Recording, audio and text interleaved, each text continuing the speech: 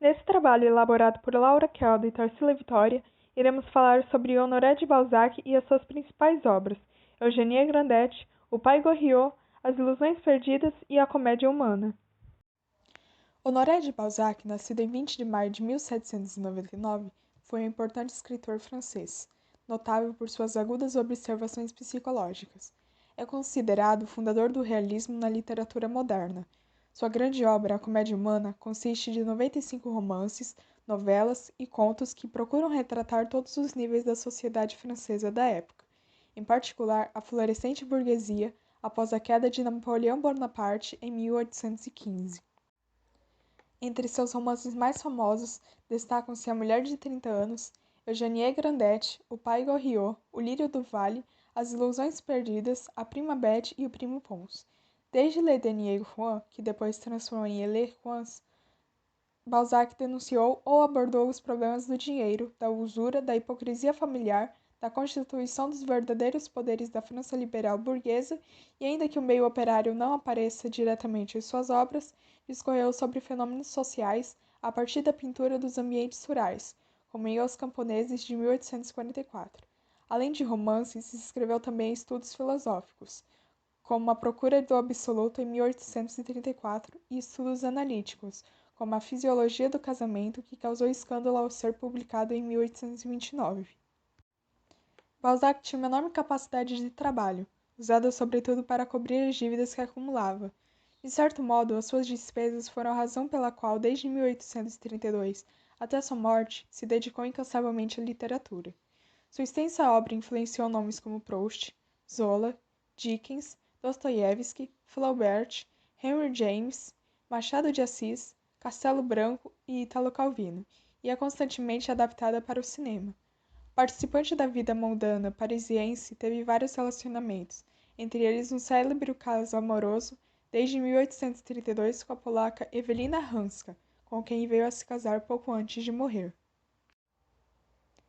Assim que nasceu, Balzac foi enviado a uma ama de leite. No ano seguinte, ele e sua irmã Laure passaram 4 anos longe de casa. Embora o livro Emílio ou Da Educação do Filósofo Genebriano Jean-Jacques Rousseau houvesse convencido milhares de mães da época a amamentarem seus próprios filhos, ainda era comum entre as famílias de classe média alta o envio de bebês às amas de leite. Quando os pequenos voltaram para casa, os mantiveram friamente afastados de seus pais, o que deve ter afetado o autor profundamente. A sua novela Les Lys dans Vallée, de 1835, apresenta uma cruel governanta, chamada Miss Caroline, baseada em sua própria babá. Aos 8 anos, Balzac foi enviado ao tradicional e rigoroso colégio autoriano de Vendôme, onde estudou por 7 anos. Seu pai, procurando transmitir a mesma aparência de trabalhador que lhe garantiu a estima da sociedade, enviava intencionalmente pouco dinheiro ao garoto, e isso o fez ser objeto de chacota entre seus colegas de classe mais ricos. O menino tinha dificuldade de adaptação ao estilo da rotina de aprendizagem da escola. Por conta disso, não raro era enviado ao nicho, um castigo de salas reservadas a alunos desobedientes. Alguns biógrafos contam que o zelador da escola, quando perguntado muitos anos mais tarde se lembrava de Honoré quando pequeno, respondeu: Lembrar do Sr. Balzac? Como se esquecer?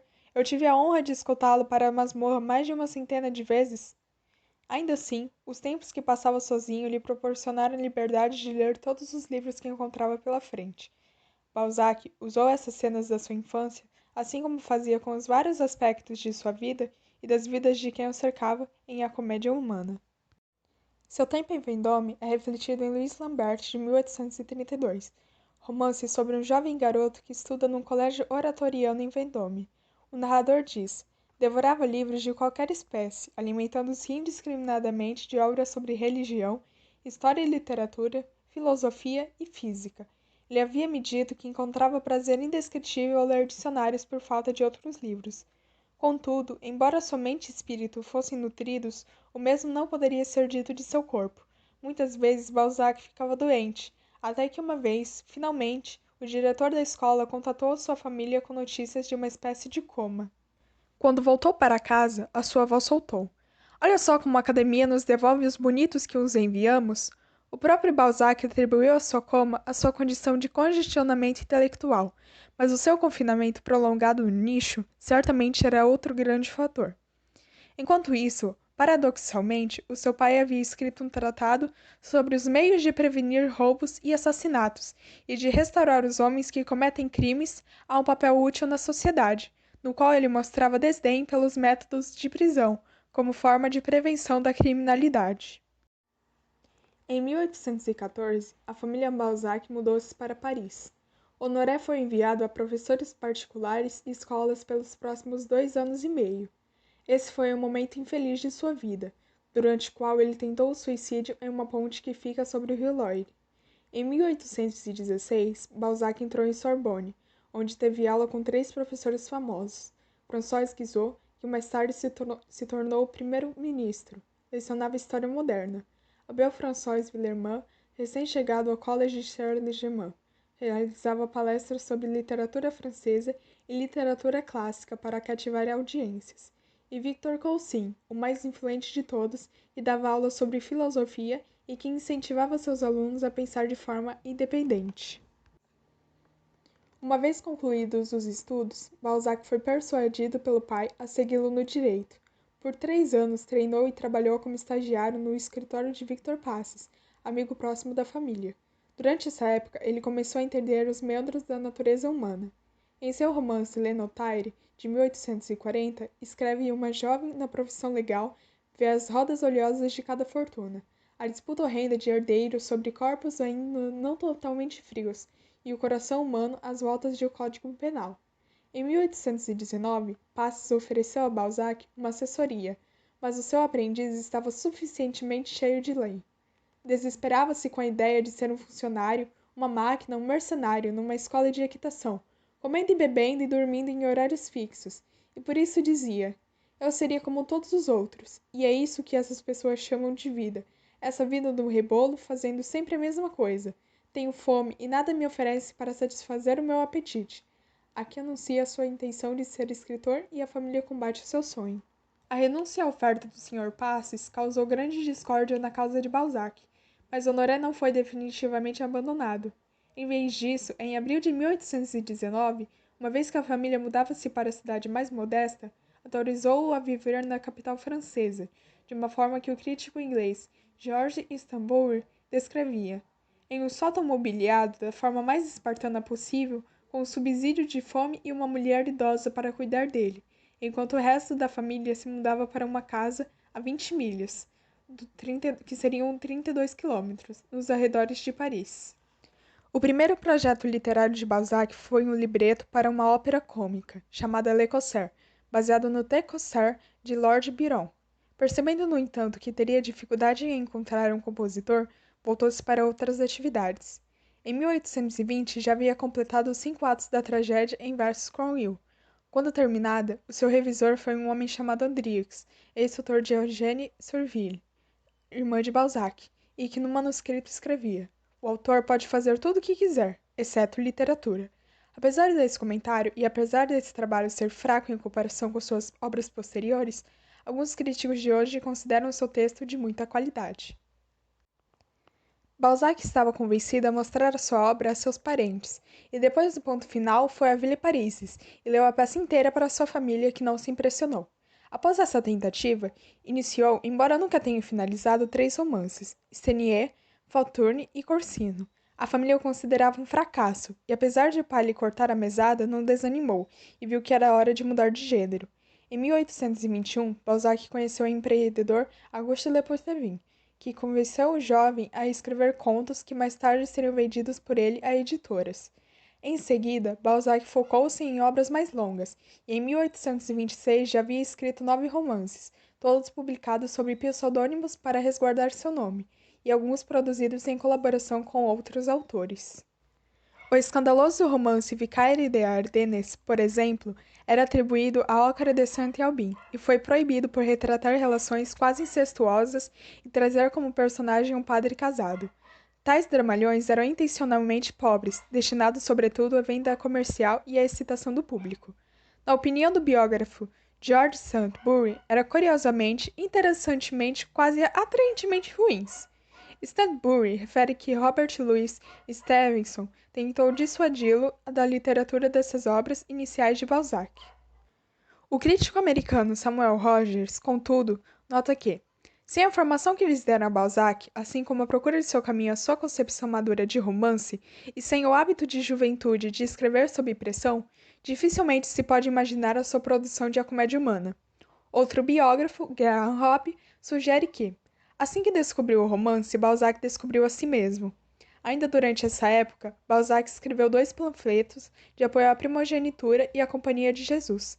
Este último, em relação à Ordem dos Jesuítas, demonstra o interesse que manteve durante ao longo de toda a sua vida pela Igreja Católica. Mais tarde, no prefácio da Comédia Humana, escreveria: o cristianismo, especialmente o catolicismo, sendo uma repressão total das tendências depravadas do homem, é o maior elemento na ordem social. Depois de escrever diversas novelas, em 1832, Balzac concebeu a ideia para uma enorme série de livros que retratariam o panorama de todos os aspectos da sociedade. Quando teve a ideia, Balzac correu para o apartamento de sua irmã e proclamou: "Estou prestes a me tornar um gênio." Embora no início tenha chamado o projeto de Etudes de Moeurs, que seria Estudos de Boa Maneira, mais tarde ganhou o nome de A Comédia Humana, e ele incluiu nessa coleção todas as ficções que ele havia publicado durante sua vida, sob seu nome real. A Comédia Humana era o trabalho da vida de Balzac, e também se tornou sua maior conquista. Viajou à Bretanha após o fracasso dos seus negócios e permaneceu com a família de Proméheu nos arredores de Forró. Foi ali que ele teve a inspiração para escrever Le Coin, um conto de amor que dá errado entre as forças monarquistas de Coigney. Balzac, que era defensor da coroa, retratou os contra-revolucionários de forma simpática, embora ele seja o centro das cenas mais brutais do livro. Esse foi o primeiro livro de Balzac lançado com seu próprio nome, e lhe garantiu o que um crítico chamou de A Passagem para a Terra Prometida. A obra lhe proporcionou o estatuto de um autor que merecia notabilidade, mesmo que ainda devesse algo a Walter Scott, escritor de romances históricos, e forneceu-lhe um nome a ser citado nas rodas literárias e nos salões aristocráticos, além dos pseudônimos que havia criado no passado. Logo depois, na época da morte de seu pai, Balzac escreveu Eu Verdugo, sobre um homem de 30 anos que mata o próprio pai. Balzac tinha 30 anos na época. Essa foi a primeira obra assinada como Honoré de Balzac. Assim como seu pai, ele adicionou do que soava aristocrático para ser respeitado na sociedade, mas essa foi uma escolha baseada em suas habilidades e não no direito de primogenitura. A aristocracia e a autoridade de talento são os mais substanciais do que a aristocracia de nomes e de poderes materiais, escreveu em 1830. O momento da decisão também foi significativo. O biógrafo Graham Hoppe escreve: o desaparecimento do pai coincide com a adoção da partícula nobiliárquica, é uma herança simbólica. Tal qual seu pai trabalhou para sair da pobreza e atingir respeito social, Balzac considerava seu esforço e trabalho como marcas da nobreza. Quando a Revolução de Julho destronou Carlos X, em 1830, Balzac declarou-se legitimista, apoiando a Casa de Borbon, mas com qualificações. Ele pressentia que a nova monarquia de Julho, que lograva amplo apoio popular, era desorganizada em seus princípios e que precisavam de um mediador para manter a paz política entre o rei e as forças insurgentes.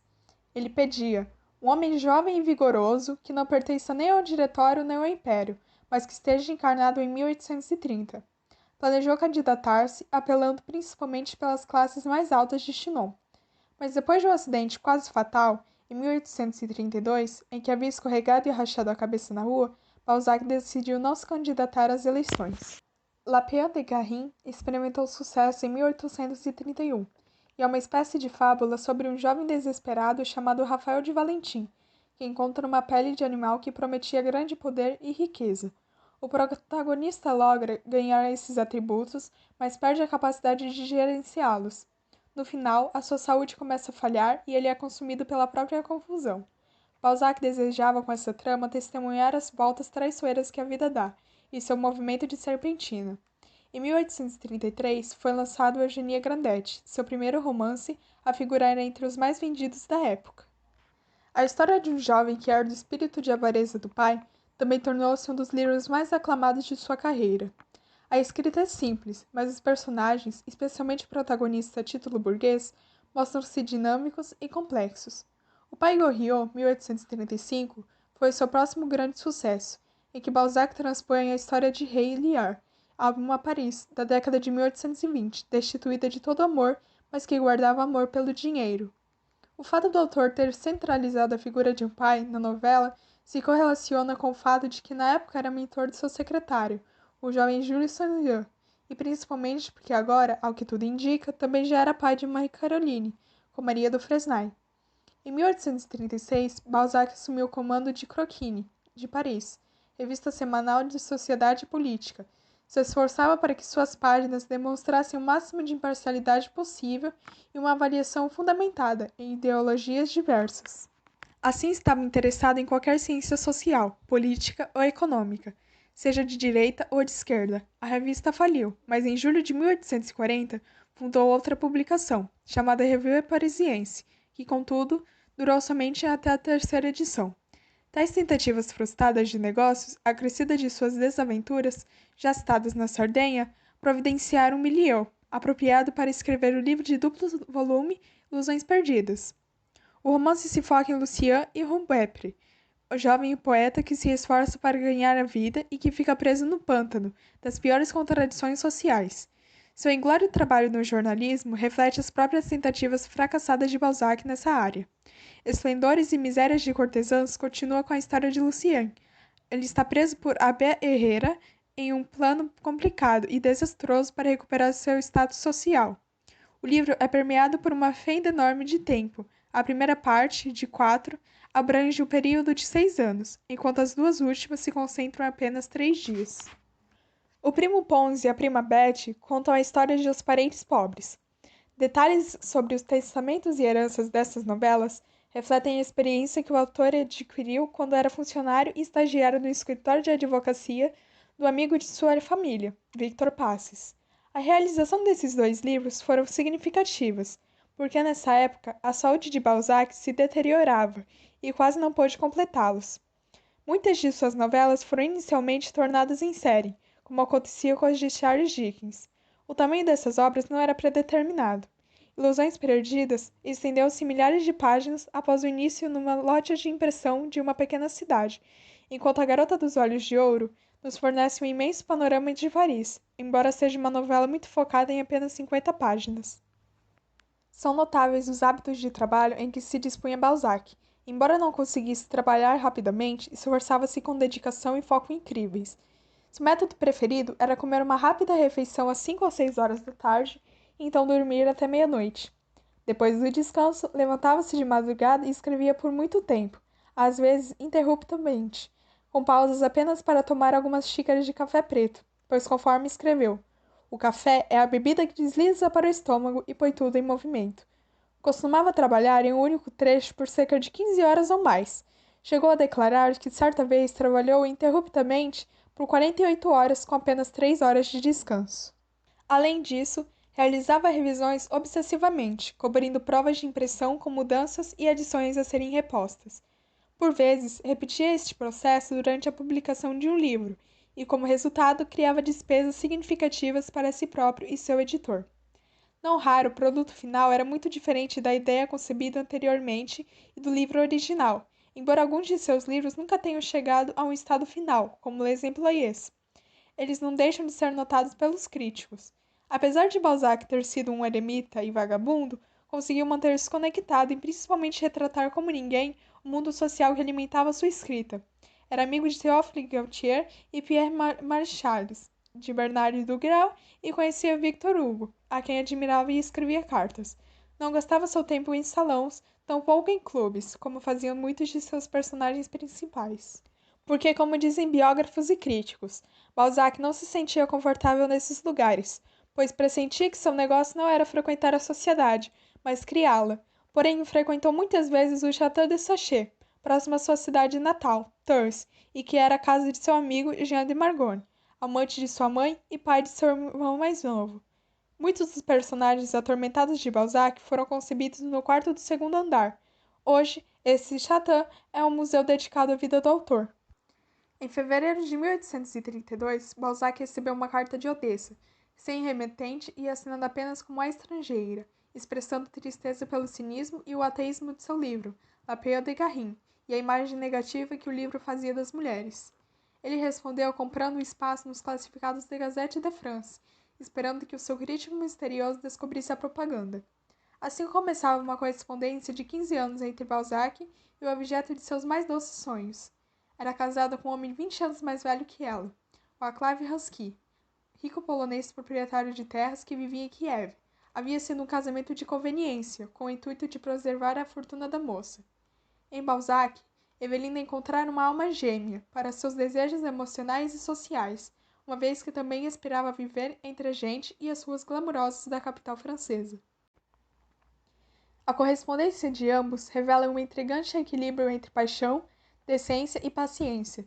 Enquanto a moça sempre tentava imaginar realidades alheias, o moço estava determinado em manter o seu rumo, independente dos truques que tinha para usar. Para a felicidade de Balzac, Wacław Haski morreu em 1841.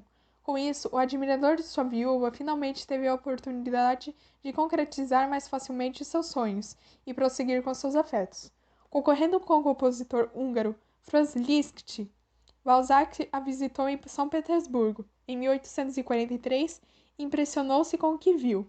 Após uma série de reveses econômicos, problemas de saúde e as proibições de czar, ambos finalmente conseguiram se casar. Em 14 de março de 1850, com a saúde de Balzac em sério declínio, foram do estado dela para uma igreja hoje na Ucrânia e se casaram. Essa jornada durou 10 horas e resultou em pés inchados na noiva e problemas cardíacos no noivo. Embora tenha se casado tarde, Balzac já havia escrito 2 tratados sobre o casamento. Ambas as obras sofreram com a falta de conhecimento de primeira mão. Em abril, o casal recém-casado partiu para Paris. A saúde de Balzac piorou durante o percurso e Evelina escreveu à sua filha que o marido estava em estado de extrema fraqueza e suando em bicas. Eugénie Grandet. Eugénie Grandet se passa na cidade de Saumur. O pai de Eugénie, Félix Grandet, é um estanoeiro que enriquece tanto por seus empreendimentos arriscados quanto pelas heranças que obteve, o que inclui as propriedades de sua sogra e da mãe e do pai desta. No entanto, o Grandet é muito avarento, e ele, sua mulher, sua filha e sua criada Nanon vivem em uma velha casa em condições precárias. Seu banqueiro, o Sr. Desgraçans, deseja que Eugênia se case com seu filho Adolfo. Já o seu advogado, Cruchot, deseja que ela se case com seu sobrinho, Cruchot de Bonfons, ambos com interesse na herança de Félix Grandet. As duas famílias frequentemente visitam os Grandet com o objetivo de obter sua afeição, enquanto o Sr. Grandet joga uns contra os outros visando seus próprios interesses. No dia do aniversário de Eugênia, em 1819, o sobrinho do Sr. Grandet, Charles Grandet, chega de Paris de forma inesperada, enviado por seu pai Guilherme. Carlos não percebe que seu pai, tendo falido, está planejando se suicidar. Guilherme revela seu intento ao irmão em uma carta confidencial trazida por Carlos. Carlos é um jovem mimado e indolente que tem um caso com uma mulher mais velha. A ruína e o suicídio de seu pai logo são publicados no jornal e seu tio revela seus problemas a ele. O Sr. Grandet considera Carlos um fardo e planeja enviá-lo ao ultramar para que faça sua própria fortuna. Porém, Eugênia e Carlos se apaixonam e esperam se casar. Ela lhe dá algum de seu dinheiro para ajudá-lo em seus empreendimentos comerciais. Depois da partida de Carlos, o Sr. Grandet se enfurece ao descobrir que Eugênia dera seu dinheiro em moedas de ouro ao primo. Resulta daí a doença da esposa e o confinamento da filha em seu quarto. Pai e filha acabam se reconciliando e ele relutantemente concorda que a filha despose Carlos. Em 1827, Carlos retorna à França. Àquela altura, o pai e a mãe de Eugênia já tinham falecido, mas Carlos já não ama Eugênia. Tornara-se riquíssimo e extremamente corrupto. Afinal, fica noivo da filha de uma família aristocrática empobrecida no intuito de se tornar respeitável. Eugênia casa-se com Cruchot de Bonfons sob a condição de permanecer virgem após o casamento, mas Cruchot morre prematuramente e no final do livro, Eugênia torna-se uma viúva rica de 33 anos tendo herdado a fortuna do marido. Tal é a história dessa mulher, alheia ao mundo no meio do mundo, e que, feita para ser uma excelente esposa e mãe, não tem marido, nem filhos, nem família. O pai Goriot. O Pai Goriot, traduzido do francês Père Goriot, é uma obra romancista escrita por Honoré de Balzac. e lançado em 1835 pela editora Hyacinthe de la Vie Parisienne. A história ocorre no ano de 1809, na pensão da senhora Vauquer. 3 inquilinos se destacam ali: Eugène de Rastignac, Vautrin e Père Goriot. Eventos estranhos ocorrem na aparentemente respeitável pensão. O velho Goriot arruinou-se aceitando uma vida miserável para que suas 2 filhas pudessem ser ricas. Anastasie casara com o nobre conde de Restaud. Delphine com o banqueiro alsaciano barão de Nucingen. Goriot, saudado enquanto sua fortuna tinha durado, encontrou-se ostracizado por suas filhas, quando ele se tornou pobre. Vautrin, que sentiu a ambição em Rastignac de lhe ingressar na alta classe parisiense, ofereceu-lhe uma proposta. O jovem estudante deve conquistar o amor da bela Victorine, cujo pai é extremamente rico. Como o único obstáculo para Victorine herdar a fortuna é seu irmão Frederic, Vautrin pede a quantia de 200 mil francos para conseguir livrar-se dele. Vautrin inicia seu plano maquiavélico e mata o irmão de Victorine, mas logo é descoberto e é preso. Rastignac, após isso, é apresentado a Madame de Nucingen e logo vira seu amante. As filhas de Goriot voltam a pedir ajuda a ele. Elas demonstram seu orgulho e egoísmo e Goriot é afligido por um derrame. Logo após morre, abençoando suas filhas. Rastignac organiza os arranjos funerários e, depois de dizer o último adeus a Goriot no cemitério com vista para Paris, declara guerra à capital.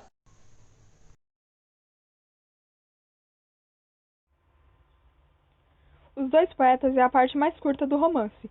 Situa-se em Angoulême. David Secher, filho de um impressor, é ligado por uma amizade profunda a Luciano Chardon, jovem belo e letrado.